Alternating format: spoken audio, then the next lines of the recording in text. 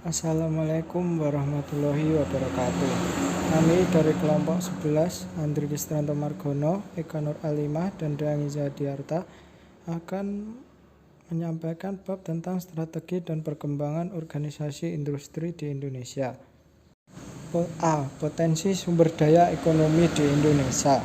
Potensi sumber daya ekonomi dapat diartikan sebagai potensi ekonomi daerah pada dasarnya. Dapat diartikan sebagai sesuatu atau segala sesuatu sumber daya yang dimiliki oleh daerah yang dapat memberikan manfaat, serta digunakan sebagai modal dasar pembangunan ekonomi wilayah. Secara umum terdapat 4 pengelompokan sumber daya ekonomi, yaitu sumber daya alam, bisa juga disebut natural capital, sumber daya manusia, dan sumber daya buatan, dan juga sumber daya sosial. Di Indonesia sendiri, sektor ekonomi yang dominan diandalkan sebagai sektor yang menjadi sumber mata pencarian sebagian desa, penduduk, serta menjadi penyerap tenaga kerja terbesar ada 2 macam, yaitu pada sektor agraris dan sektor industri. Kedua sektor ini memberikan sumbangan terbesar terhadap produk nasional dengan laju pertumbuhan yang tinggi. Sektor yang dominan ini mempunyai kedudukan paling atas dalam struktur ekonomi suatu negara dan menjadi ciri khas dari perekonomian negara tersebut. Berikutnya, sumber daya alam. Sumber daya alam pada prinsipnya dibagi menjadi 3 bagian, yaitu sumber daya alam yang tidak pernah habis, sumber daya alam yang tidak dapat diperbarui, dan sumber daya alam yang berpotensi untuk diperbarui. Namun yang penting diperhatikan aspek ketersediaan termasuk daya dukungnya terhadap mobilitas pembangunan daerah, karena apabila sumber daya alam dengan 3 kategori ini dimanfaatkan dengan tidak bijaksana dan arif, maka sudah barang tentu stagnasi dan kemunduran dinamika pembangunan ekonomi wilayah akan semakin cepat menjelma atau merupakan sesuatu yang tidak bisa dihindarkan.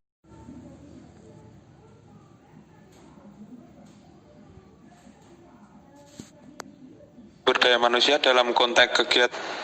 C. Sumber daya manusia. Pada saat ini peranan sumber daya manusia dalam konteks kegiatan pembangunan ekonomi termasuk pembangunan ekonomi daerah atau wilayah semakin signifikan. Faktor sumber daya manusia ini telah menghadirkan suatu proses pemikiran baru dalam telaah teori-teori pembangunan ekonomi yang menempatkan sumber daya manusia sebagai poros utama pembangunan ekonomi baik dalam skala global, nasional maupun daerah.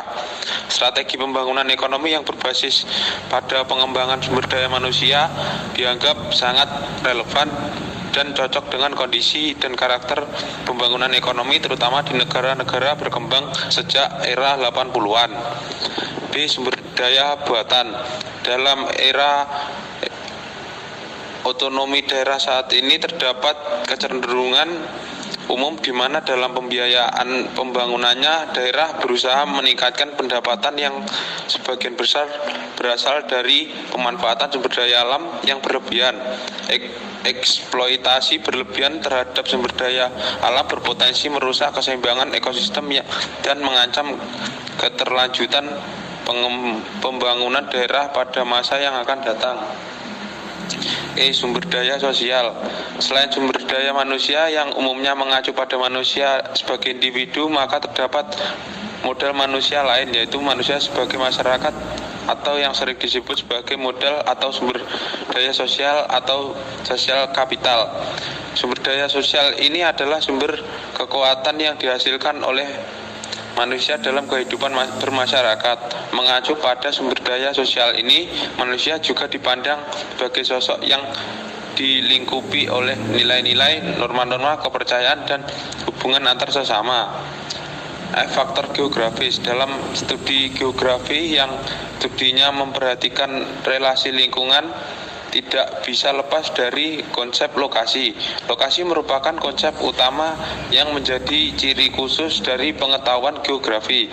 Lokasi dapat dibedakan antara lokasi absolut dan lokasi relatif. Lokasi absolut suatu wilayah atau tempat yaitu lokasi yang berkenaan dengan posisi menurut garis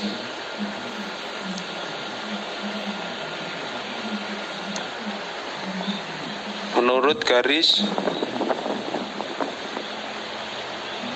lintang dan garis bujur, sementara lokasi relatif suatu wilayah atau tempat oleh Nursid merupakan lokasi tempat atau wilayah yang bersangkutan berkenaan dengan berhubungan tempat atau wilayah itu dengan faktor alam atau faktor budaya yang ada di sekitarnya. G. Sarana dan prasarana jasa pendukung. Pada prinsipnya suatu kawasan industri harus direncanakan yang ideal dengan kelengkapan penunjangnya. Kelengkapan sarana dan prasarana kawasan industri sangat membantu untuk proses kegiatan industri agar dapat berlangsung dengan baik. Sarana dan prasarana industri terdiri dari 1. Kantor pengelola, 2. Fasilitas lingkungan, 3. Jaringan jalan, 4. Jaringan listrik, 5. Jaringan telekomunikasi, 6. Jaringan air bersih, 7. Jaringan air kotor, 8. Jaringan air limbah, 9. Jaringan pemadam kebakaran, 10. Jaringan penghijauan.